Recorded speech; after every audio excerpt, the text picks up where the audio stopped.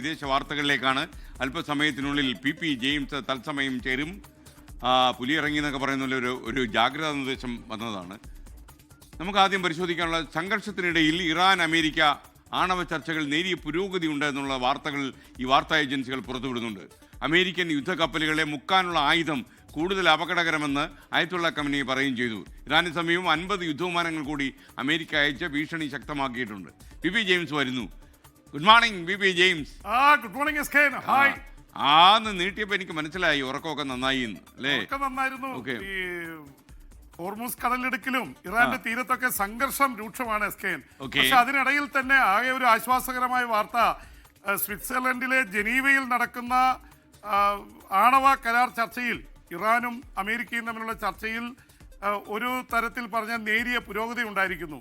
Guiding principles എന്നുള്ള പേരിൽ അതിൽ ഞങ്ങൾ യോജിക്കുന്നു. പക്ഷേ പ്രാക്ടിക്കലായിട്ട് യോജിപ്പ് എത്തിയിട്ടില്ല എന്ന് തന്നെയാണ് മനസ്സിലാവുന്നത്. നേരിയ പുരോഗതി മാത്രമേ ഉണ്ടായിട്ടുള്ളൂ.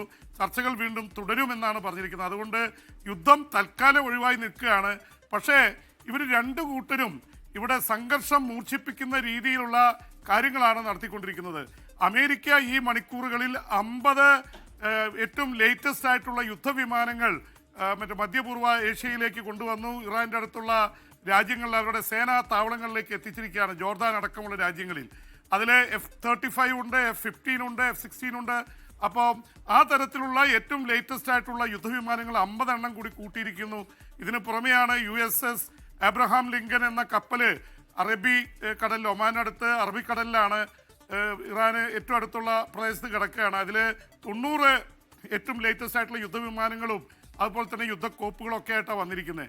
അതിനിടയിലാണ് SKN ഒരു വലിയ വാണിംഗ്, മുന്നറിയിപ്പ് ആയത്തുള്ള ഖമനായി അദ്ദേഹം നടത്തിയിരിക്കുന്നത് ബങ്കറിൽ കിടന്നാണ്. പക്ഷെ പറഞ്ഞിരിക്കുന്നത് അമേരിക്ക ഇത്രയും വലിയ യുദ്ധക്കപ്പലുകളുമായി ഞങ്ങളുടെ അടുത്ത് വന്നത് വലിയ പ്രധാനപ്പെട്ട തന്നെയാണ്, അത് ഞങ്ങൾ കാണാതിരിക്കുന്നില്ല. പക്ഷേ ഈ വിമാനവാഹിനി യുദ്ധക്കപ്പലുകളെ മുക്കാനുള്ള ആയുധങ്ങൾ അതിനേക്കാൾ അപകടകരമാണെന്ന് അമേരിക്ക മനസ്സിലാക്കണമെന്ന് ഖമനായി പറയുമ്പോൾ ടെൻഷൻ കൂടുകയാണ്. അപ്പോൾ രണ്ട് സൈഡിൽ നിന്നും വളരെ സീരിയസ് ആയിട്ടുള്ള കാര്യങ്ങളാണ് നടന്നുകൊണ്ടിരിക്കുന്നത്. യുദ്ധം മാറിപ്പോയെന്ന് പറയാൻ പറ്റില്ല. ഇസ്രായേലും അവിടെ സജ്ജമായിട്ട് നിൽക്കുകയാണ്. അപ്പോൾ ഒരു തരത്തിൽ പറഞ്ഞാൽ പശ്ചിമേഷ്യ വീണ്ടും കത്തുന്ന അവസ്ഥയിലേക്കൊക്കെ കാര്യങ്ങൾ പോയേക്കാം.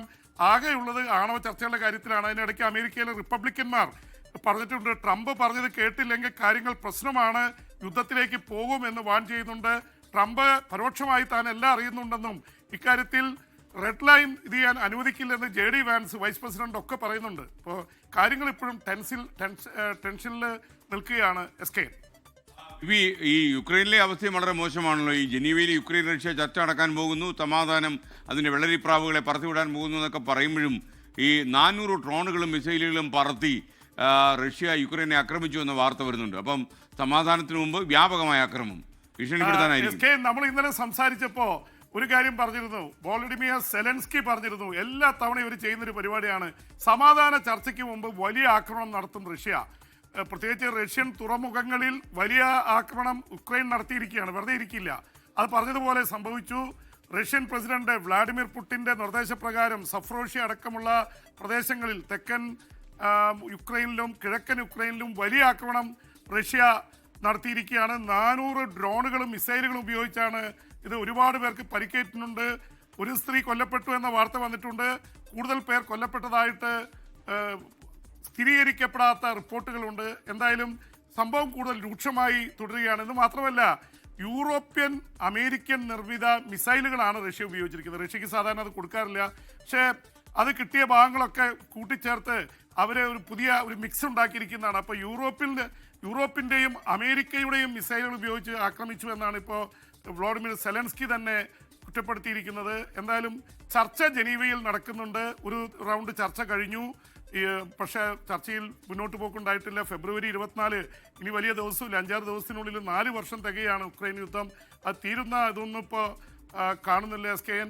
ആ തരത്തിൽ കാര്യങ്ങൾ മുന്നോട്ട് പോയിക്കൊണ്ടിരിക്കുകയാണ്. അതിൻ്റെ ഇടയിൽ ഇസ്രായേലിലും ഒരുപാട് സംഭവവാസങ്ങൾ നടക്കുന്നുണ്ട്. ഇസ്രായേൽ ഒരു 60 ദിവസം കൊണ്ട് ഗസയിൽ നിന്ന് മാറണമെന്ന് പറഞ്ഞിട്ടുണ്ട് ഹമാസിനോട്. ഹമാസ് അത് തള്ളിക്കളഞ്ഞു. അതുപോലെ തന്നെ ലെബനനിൽ ഹെസ്ബുള്ളയ്ക്കും ഒരു അന്ത്യശാസനം കൊടുത്തു, അവരും തള്ളി. അപ്പോൾ ഇസ്രായേൽ കൂടുതൽ ആക്രമണങ്ങൾ ഇനി ലെബനോനിലും ഗസയിലും നടത്തുമെന്ന ഇത് തന്നെയാണ് നമുക്ക് മനസ്സിലാവുന്നത്. അതിനിടയിലാണ് SKN ഇസ്രായേലിലേക്ക് ഇന്ത്യൻ പ്രധാനമന്ത്രി നരേന്ദ്രമോദി അടുത്ത ദിവസങ്ങളിൽ 25-26 തീയതികളിൽ സന്ദർശനം നടത്താനിരിക്കുന്നത്. വലിയ സൈനിക കരാറുകൾ വരുമെന്ന് പറയുന്നു. എന്തായാലും സൗദിയും പാകിസ്ഥാനും തമ്മിൽ സൈനിക കരാർ ഉണ്ടായതിന്റെ പശ്ചാത്തലത്തിൽ ഈ യാത്രയ്ക്ക് വലിയ പ്രാധാന്യമുണ്ട്. SKN. Okay, thank you BP. ഇനി വിശ്രമിക്കുക അല്പനേരം. ലോകത്തെവിടെയായാലും ഏത് സമയത്തും 24 വാർത്തകളും ഓഗ്മെന്റഡ് റിയാലിറ്റി പാക്കേജുകളും എക്സ്പ്ലെയിനറുകളും വിശദമായി കാണാൻ ഞങ്ങളുടെ യൂട്യൂബ് ചാനൽ നിങ്ങൾക്ക് സബ്സ്ക്രൈബ് ചെയ്യാം.